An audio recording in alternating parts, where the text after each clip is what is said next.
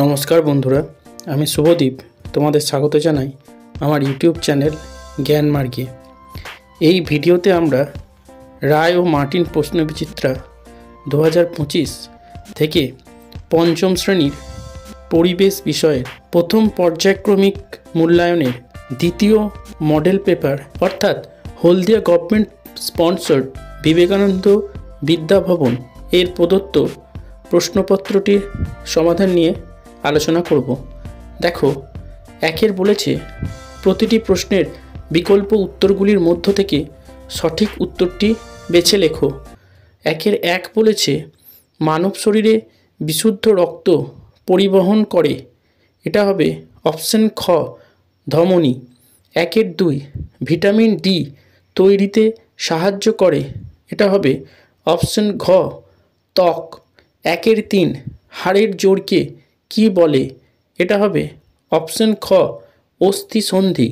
একের চার কলেরা রোগের ভাইরাসের নাম হলো, এটা হবে অপশন ক ভিব্রিও কলেরি।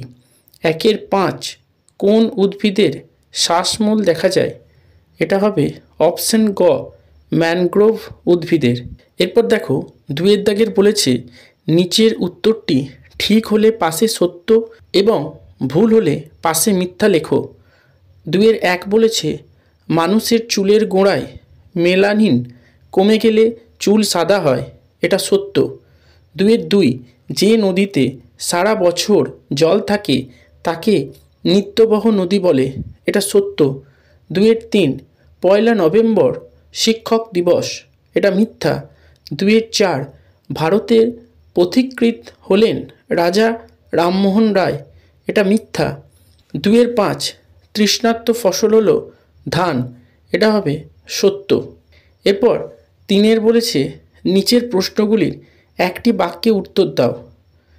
তিনের এক বলেছে দুধে লেবুর রস দিয়ে ছানা কাটানো হলে তাকে কি বিক্রিয়া বলে, উত্তর হবে রাসায়নিক বিক্রিয়া। তিনের দুই একটি বাগিচা ফসলের নাম লেখো, উত্তর হবে চা। তিনের তিন হলদি নদী কোন দুটি নদীর মিলিত প্রবাহ, উত্তর হবে কেলেঘাই ও কংসাবতী নদীর। তিনের চার পশ্চিমবঙ্গের সর্বোচ্চ পর্বতশৃঙ্গের নাম কি, উত্তর হবে সান্দাকফু। তিনের পাঁচ জাতির জনক কাকে বলা হয়, উত্তর হবে মহাত্মা গান্ধী। তিনের ছয় বাঁশের কেল্লা কে তৈরি করেছিলেন, উত্তর হবে মীর নিসার আলী বা তিতুমির। তিনের সাত পশ্চিমবঙ্গের রাজধানী কলকাতা কোন জেলায় অবস্থিত, উত্তর হবে উত্তর 24 পরগনা। এরপর চারের বলেছে নিচের প্রশ্নগুলির উত্তর দাও। চারের এক বলেছে মাটি কাকে বলে, উত্তর হবে পৃথিবী পৃষ্ঠের উপরিভাগের পাতলা স্তর যার উপর উদ্ভিদ জন্মায় এবং বৃদ্ধি পায় তাকে মাটি বলে। চারের দুই দোআঁশ মাটির দুটি বৈশিষ্ট্য লেখো, উত্তর হবে ক এই মাটিতে কাদা ও বালির পরিমাণ সমান হয়। খ এই মাটির জল ধারণ ক্ষমতা মাঝারি হয়।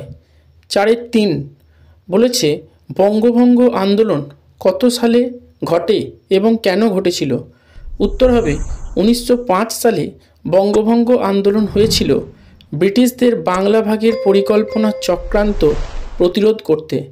চারের চার ত্বকের দুটি কাজ উল্লেখ করো, উত্তর হবে ক স্পর্শ অনুভব করা। খ ত্বক শরীরের বর্ম রূপে কাজ করে এবং শরীরকে জীবাণুর সংক্রমণ থেকে বাঁচায় আর বাইরের আঘাত থেকেও রক্ষা করে।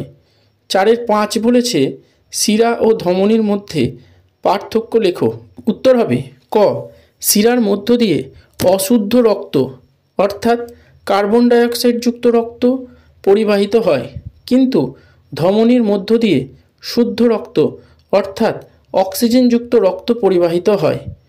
খ শিরার প্রাচীর পাতলা, অন্যদিকে ধমনীর প্রাচীর হয় মোটা।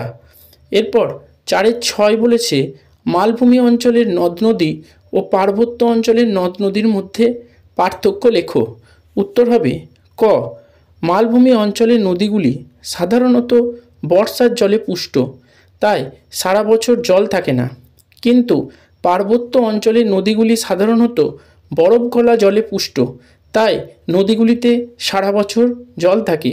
খ, মালভূমি অঞ্চলের নদীগুলিতে জলের স্রোত তুলনামূলকভাবে কম, কিন্তু পার্বত্য অঞ্চলের নদীগুলিতে জলের স্রোত তুলনামূলক বেশি হয়।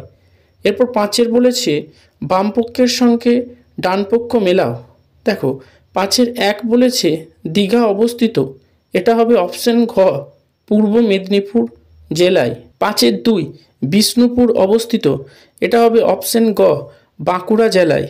5 3 বারুইপুর অবস্থিত, এটা হবে অপশন খ, দক্ষিণ 24 পরগনা জেলায়। 5 4 বোলপুর অবস্থিত, এটা হবে বীরভূম জেলায়।